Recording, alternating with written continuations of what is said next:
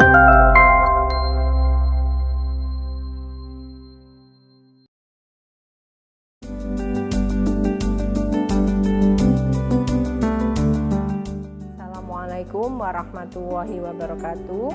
Adik-adik, selamat berjumpa lagi dengan saya Ibu Nurul Makia dari Departemen Histologi dan Biologi Sel.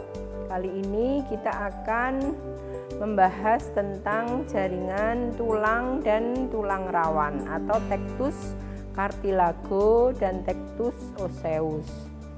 Materi ini kita gabung karena keterbatasan waktu yang sebenarnya dia tersusun oleh dua materi yang berbeda, tapi kemudian kita gabung saja. Jadi nanti kalian dua materi ini kalian gambar dengan satu tema sesuai dengan buku lembar kerja yang akan kita kerjakan. Itu ya adik-adik, penjelasan singkatnya saya lanjutkan berikut ini. Ya adik-adik, saya lanjutkan ya, jaringan cartilago terlebih dahulu, nanti tulang menyusul di materi yang kedua. Preparat yang akan kita cermati ini untuk cartilago secara umum memiliki komponen utama seperti ini. Bungkus luarnya sebagai perihondrium, sel utamanya adalah chondrocytus, kemudian tempat tinggal selnya yaitu lakuna, kemudian di luar lakuna itu ada matriks yang berdekatan dengan lakuna yaitu matriks teritorial, dan yang agak jauh adalah matriks interteritorial. Nah, preparat yang pertama adalah cartilago embryonal. Sesuai namanya, cartilago embryonal ini ditemukan pada tulang panjang di bagian epifisis ya, bagian yang melebar, bagian ujung tulang panjang pada embrio. Di sini cartilago embryonalnya nampak matriksnya pucat dengan perikondriumnya di bagian luar ini, bungkus luarnya. Kemudian yang titik-titik halus ini adalah chondrositnya. Ini ya. Jadi yang nampak jelas ini adalah matriks. Kemudian ini chondrosit. Chondrosit yang tersebar di antara matriks ini terletak di dalam ruangan yang namanya lakuna. Kalau pada cartilago namanya lakuna cartilaginea. Nah, chondrosit ini berbentuk fusiformis. Jadi nanti kalian memberi keterangan gambarnya yang nampak jelas adalah sel berupa chondrosit, tempat tinggalnya berupa lakuna cartilaginea.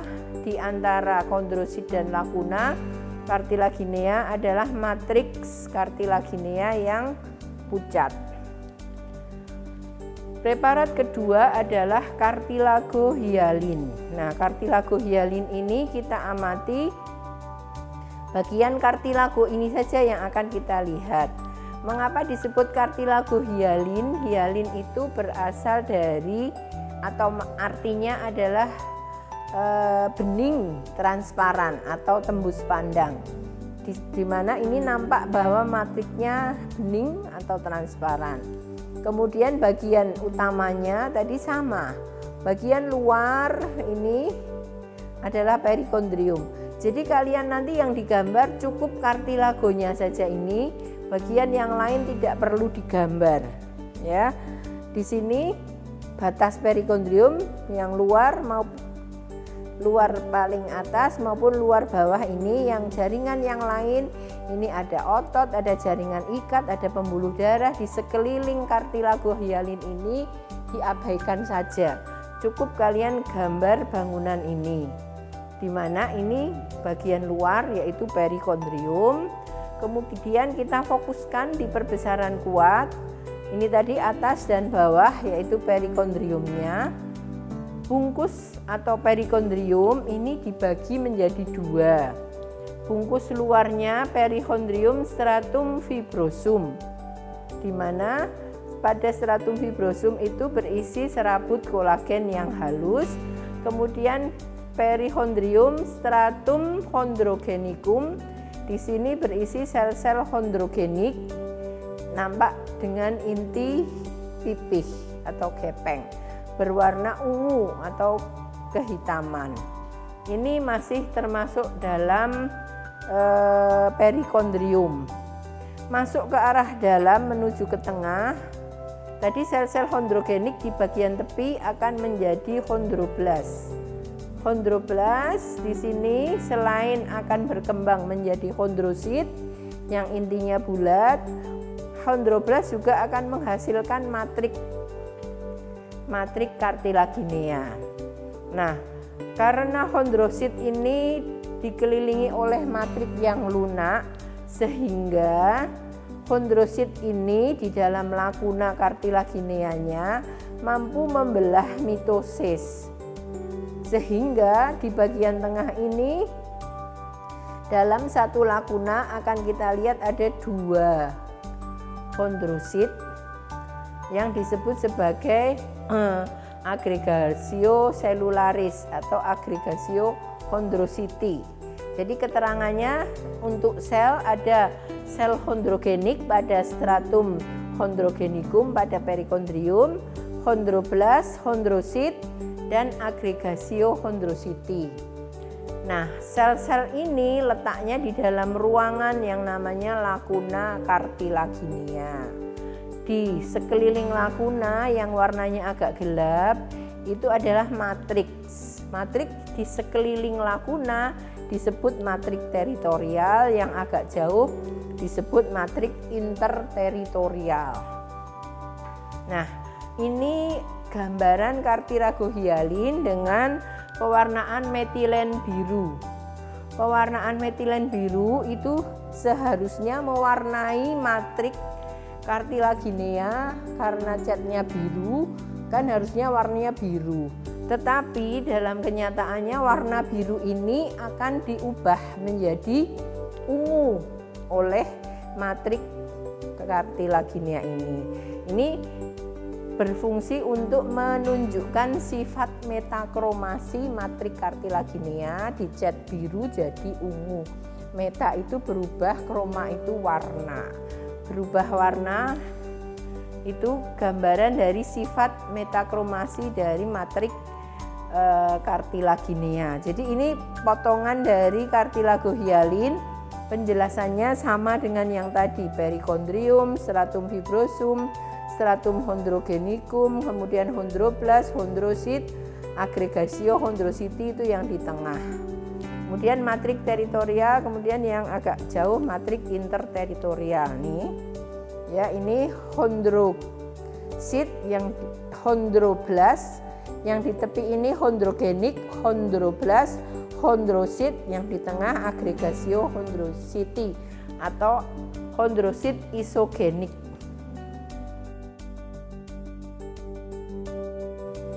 Ini masih sama cartilagohyalin dengan ukuran yang lebih besar. Ini perikondrium stratum fibrosum, perichondrium stratum chondrogenicum, chondroblast yang di tepi, kemudian ini chondrosit, kemudian yang di tengah ini agregatio chondrocyte. Kemudian kita cermati matriknya, yang agak gelap ini teritorial, yang agak jauh ini interteritorial. Kemudian ini adalah tempat tinggalnya chondrosit, itu lakuna kartilaginea. Ini perbesaran kuatnya. Kita cermati ini ya, dalam satu lakuna ada 4 sampai 8 chondrosit, sehingga disebut agregatio chondrocyte. Preparat ketiga setelah hyalin yaitu cartilago elastica. Cartilago elastica ini kita temukan pada daun telinga. Nah, pada daun telinga ini kan keras, agak lunak, tapi elastis karena adanya serabut elastin pada cartilago elastikanya. Jadi ini pada auricula.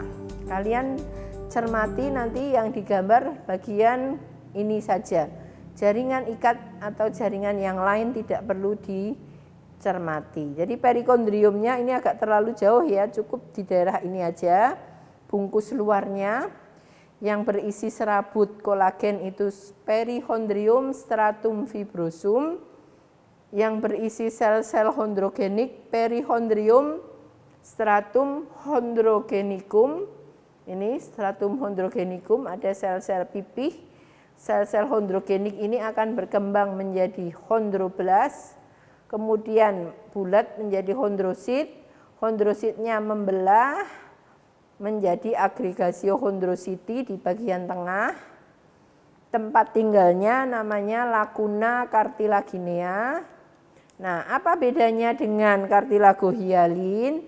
Sebenarnya tidak ada perbedaan. Yang membedakan hanya ada bangunan berwarna hitam berupa serabut-serabut halus, itulah serabut elastin pada cartilago ini. Komponen lain sama, perikondrium, chondroblast, chondrosit, agregatio chondrositi, lacuna cartilaginea, matrik teritorial, matrik interteritorialnya sama. Hanya di sini pada matriknya terdapat serabut elastin.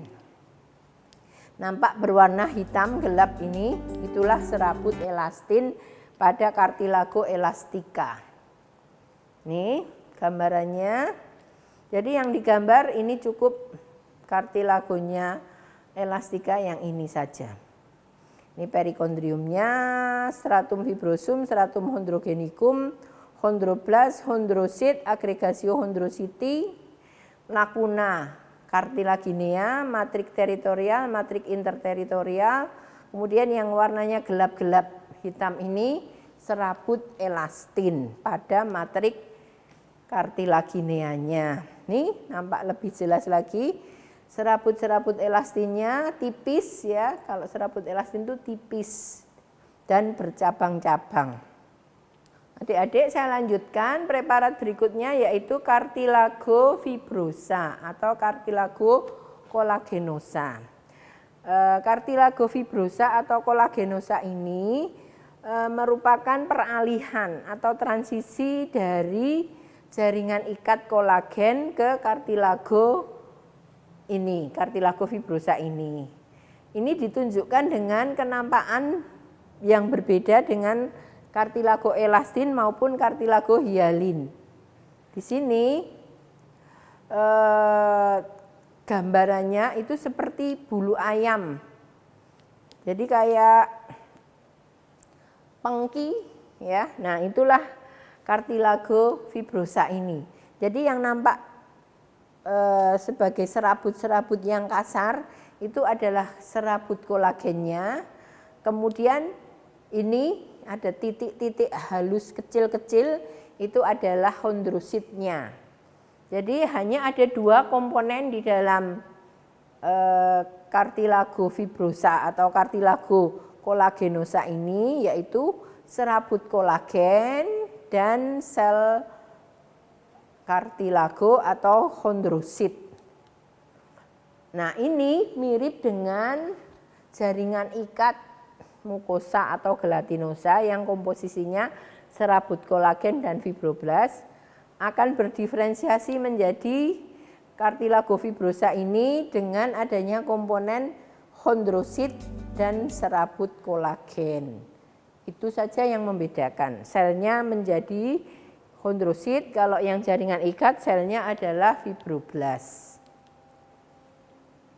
Ini cartilago fibrosa ini serabut kolagennya, yang titik-titik ini adalah inti-inti sel chondrositnya.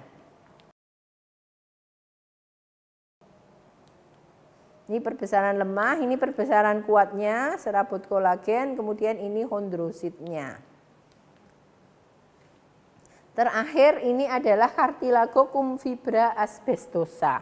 Seperti kita ketahui, cartilago itu bersifat avaskuler, tidak memiliki pembuluh darah. Karena tidak memiliki pembuluh darah, maka nutrisi dari cartilago ini berasal dari jaringan ikat di sekeliling perichondrium.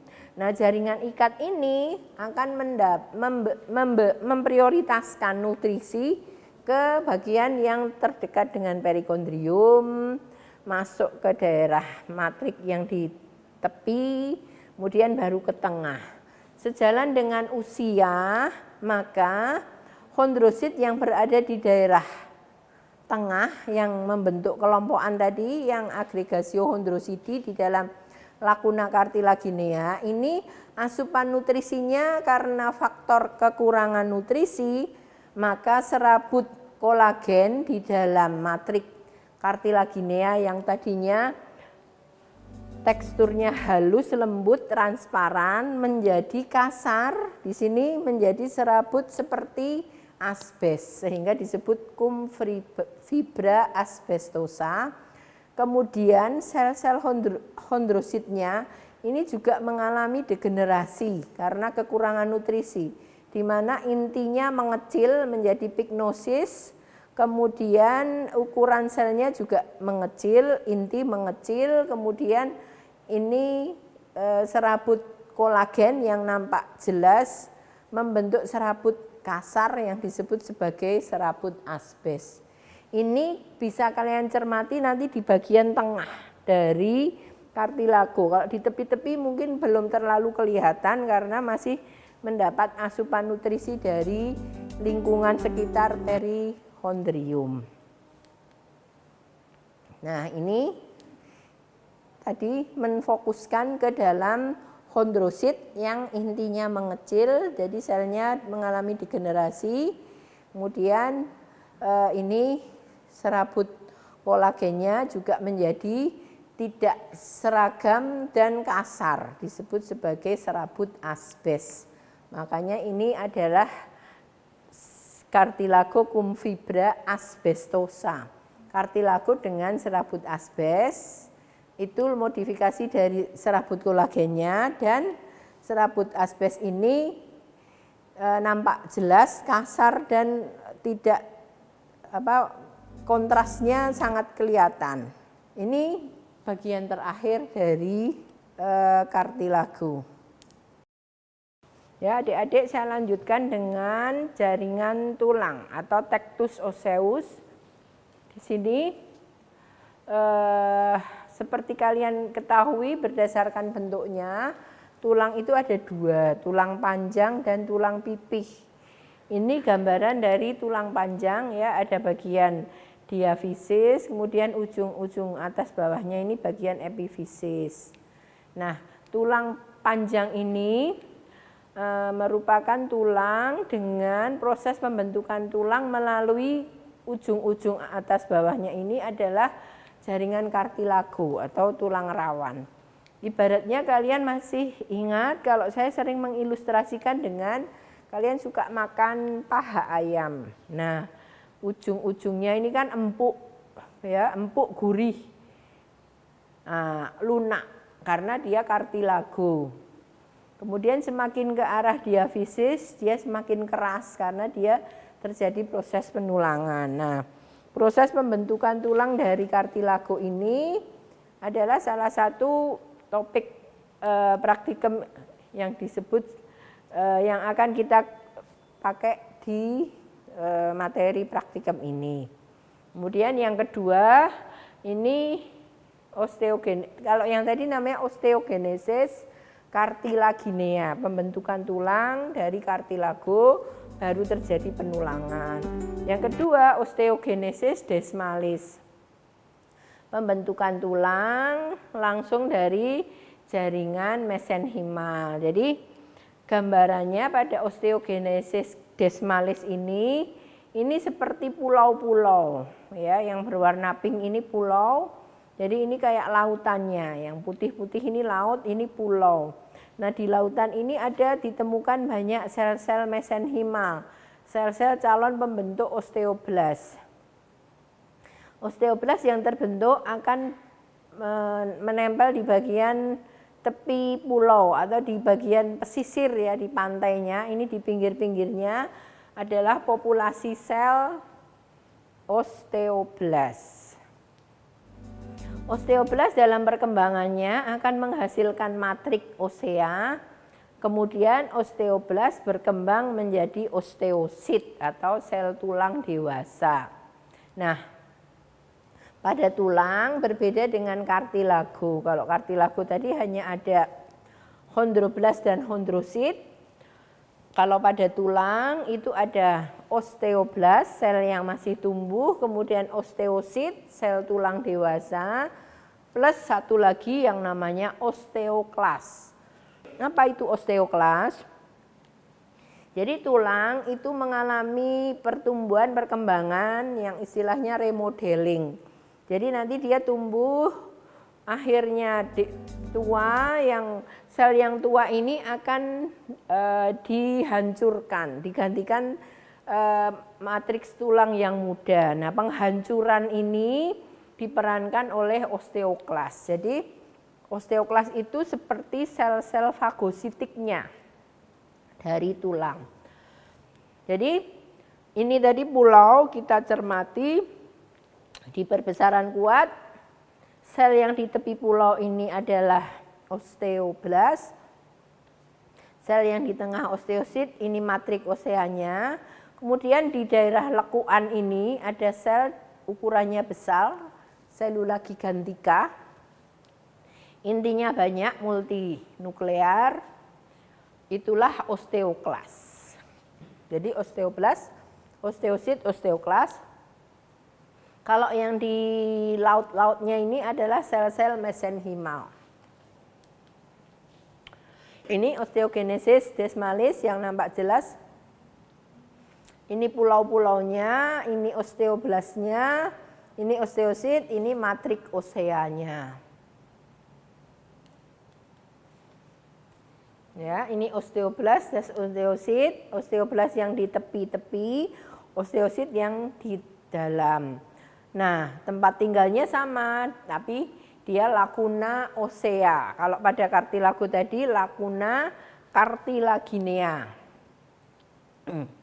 Kemudian ini osteoklas itu letaknya di daerah agak melekuk karena dia nanti akan meresorpsi matrik osea ini dengan mengeluarkan enzim-enzim pemecah.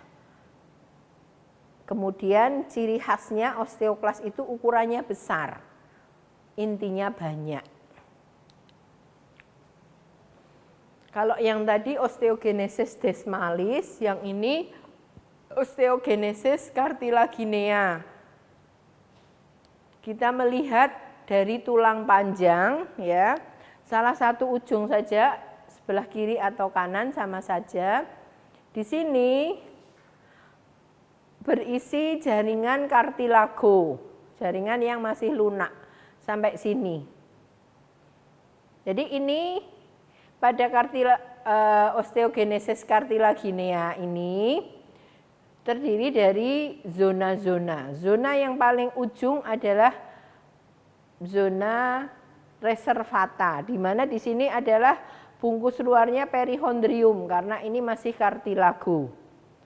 Nah, zona ujung reservata, kemudian semakin ke bawah, sel-sel kartilago di dalam lacuna ini akan membelah mitosis sehingga di sini satu lacuna berisi 2-4 sel yang tersusun memanjang. Nih, zona reservata sampai di sini. Kemudian ini zona proliferativa. Nampak dalam satu lacuna berisi 2, 4, 8 dan kondrositnya itu tersusun memanjang membentuk kolom sehingga disebut columella chondrocyte. Itu di sini.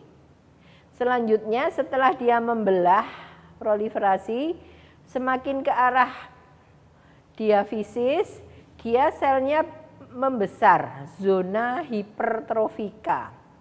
Jadi ini zona reservata, ini harusnya di sebelah sini yang isinya kartilago.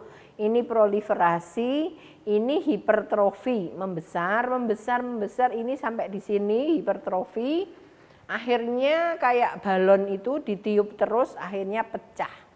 Nah, sel yang pecah ini mengeluarkan enzim-enzimnya, zona resorben, zona resorpsi. Kemudian ini zona osifikasi.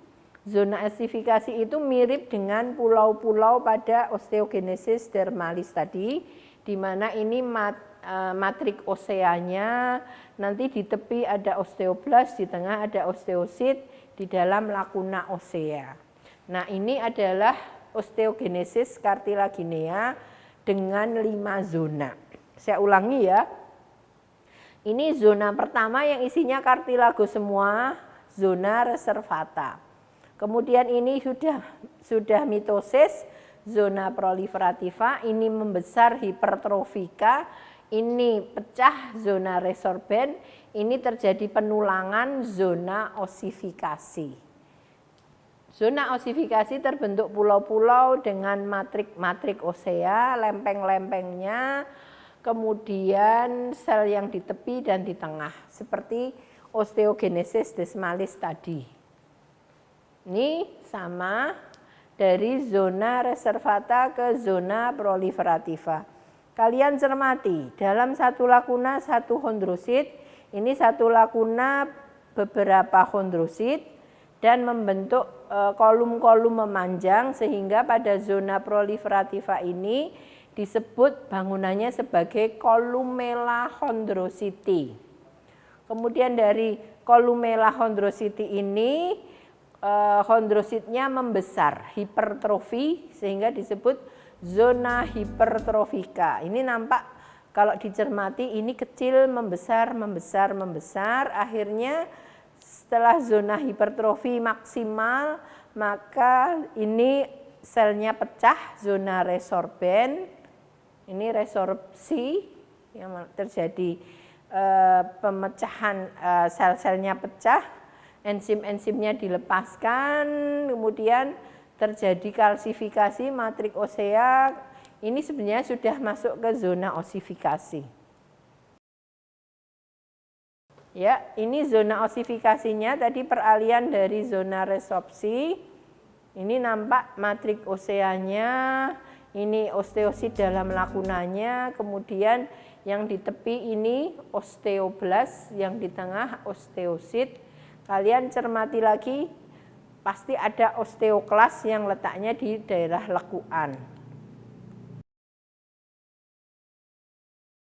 Nih, itu tadi 2 macam proses pembentukan tulang.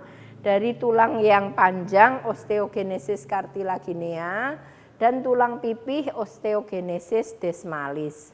Gambar yang ketiga ini adalah tulang panjang,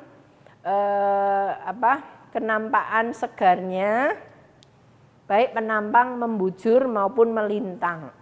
Nah, di sini pada penampang melintang kita akan melihat salah satu aspek saja, ini sepotong segini ya, dari dinding luar ke arah dinding dalamnya.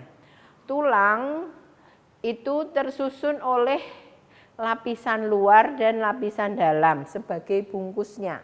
Bungkus luarnya adalah periosteum, bungkus dalamnya adalah endosteum. Endoosteum jadi endosteum, yang di luar periosteum jadi periosteum.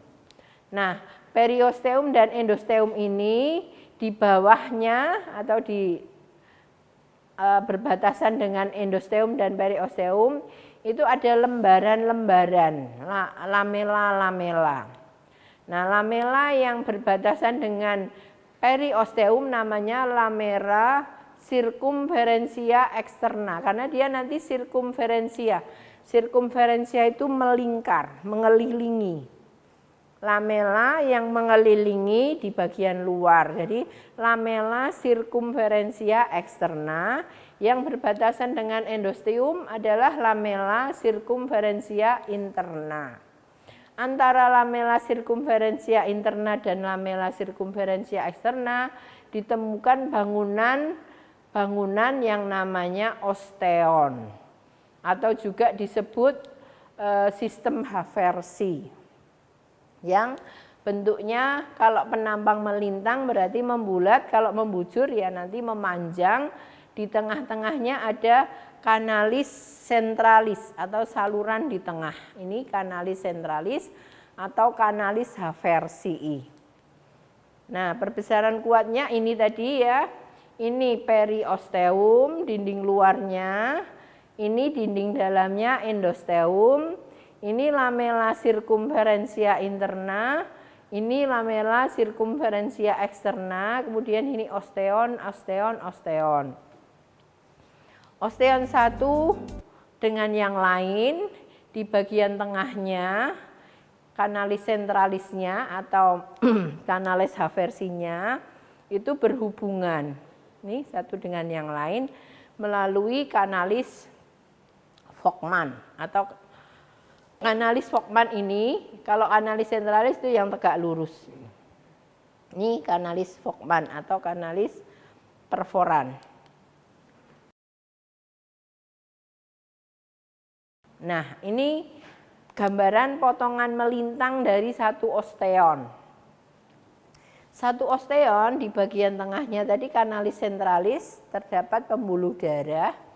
Kemudian ada bangunan yang melingkar-melingkar sebagai lamela osea atau lamela osteoni. Lamela osteoni terdapat lakuna osea. Lakuna osea di dalamnya berisi osteosit. Jadi osteosit tempat tinggalnya di lakuna osea. Lakuna osea tempat tinggalnya di lamela osea atau lamela osteoni.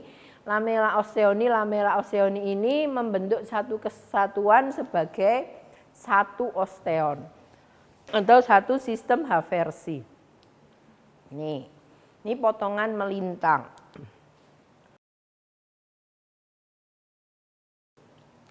Kalau tadi potongan melintang, ini potongan membujurnya, tapi ada juga yang melintang sedikit.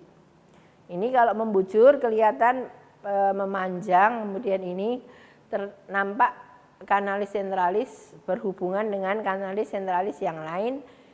Jadi ini namanya kanalis Volkmann. Nah, ini gambaran dari jaringan tulang, penampang melintang, penampang membujur. Kemudian ini preparat tulangnya. Jadi kalau nampak dia sebagai osteosit yang kelihatan jelas, ini namanya preparat tulang dekalsifikasi. Jadi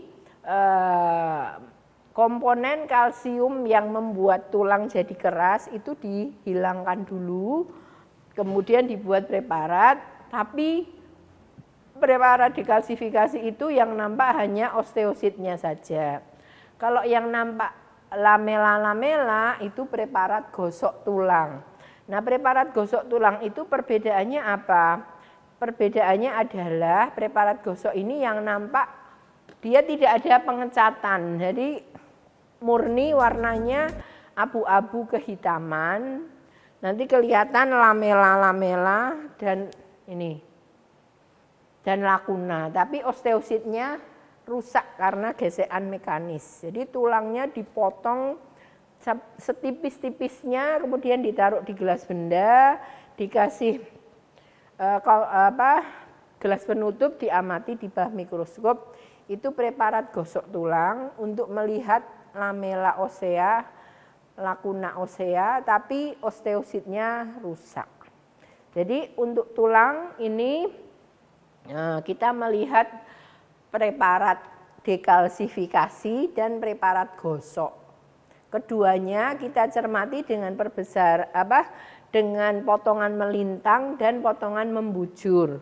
Potongan melintang nanti gambarannya seperti ini, membulat osteonnya. Kalau membujur gambarannya seperti ini.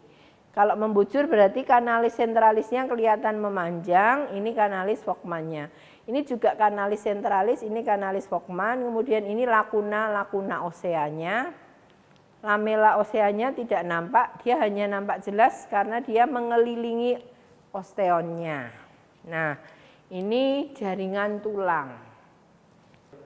Ya, adik-adik saya lanjutkan. Ini preparat tulang untuk melihat lamela osea dan lakuna osea. Di mana ini tulangnya digosok. Jadi ini preparat gosok tulang.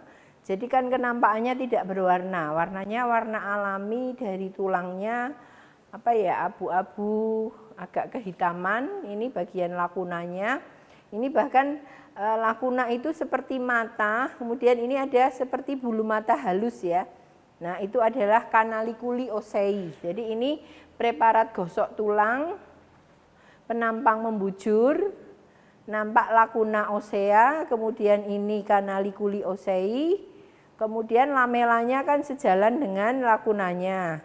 Kemudian ini canaliculi lakuna, sedangkan osteosit di dalam lakuna, ini karena preparatnya digosok mekanis, maka dia mengalami kerusakan dan tidak nampak. Yang kelihatan hanya lakuna ossea, canaliculi ossei, dan lamella ossea. Ini preparat gosok tulang penampang membujur. Untuk preparat gosok tulang penampang melintang, ini preparatnya kurang bagus ya. Jadi penampang melintangnya kita akan melihat satu osteon ini canalis centralis, ini lamella ossea, ini lakuna ossea. Jadi dengan digosok ini tidak berwarna, jadi warna aslinya ke hitam ya, hitam keabu-abuan. Ini kita melihat fokus di sini saja. Satu osteon yang bentuknya kurang bagus. Ini satu osteon lagi tapi kurang bagus juga. Ini saja, jadi ini satu osteon, ini canalis centralis, lamellanya, lakunanya, tapi canaliculi tidak nampak seperti tadi. Jadi ini yang gosok-gosok. Terakhir yang preparat tulang penampang melintang dekalsifikasi. Nah, yang dekalsifikasi ini tulangnya dihilangkan kalsiumnya.